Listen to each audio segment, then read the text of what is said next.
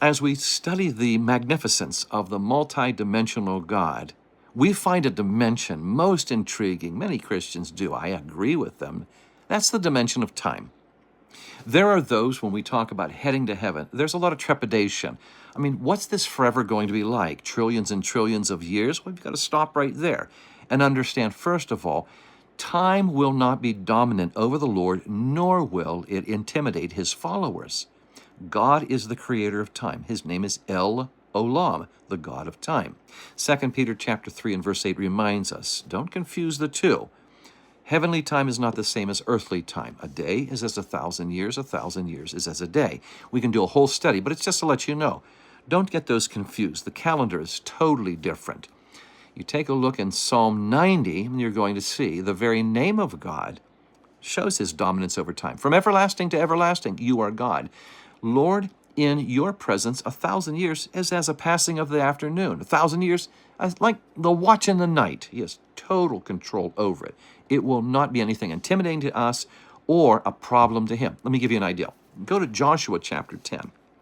Joshua is in battle, and in the midst of that battle, against 5 kings, God says, you will win. In my name, you will win. And as the victory is so powerful, Joshua calls out, oh, that the sun just might hold still in the sky, that we might see the total victory. Do you know that's exactly what God does? When you take a look at Joshua chapter 10, verses 12 through 14, you are going to see God holds time still to show not just that they'll win, but also to show I'm in control of all the dimensions of everything going on here. Fascinating. Joshua chapter 10. Now, 2 Kings chapter 20. Move over to verses 9 through 11, and you will see the scriptures about Hezekiah. He's dying of a disease. He calls out for mercy to the Lord. Isaiah the prophet comes in and says, God has heard this. You will be healed. Hezekiah says, how can I know? Can I see a sign? They look at some steps, which I guess is being used, at least at that time, as some sort of a sundial. Isaiah says, what would you prefer?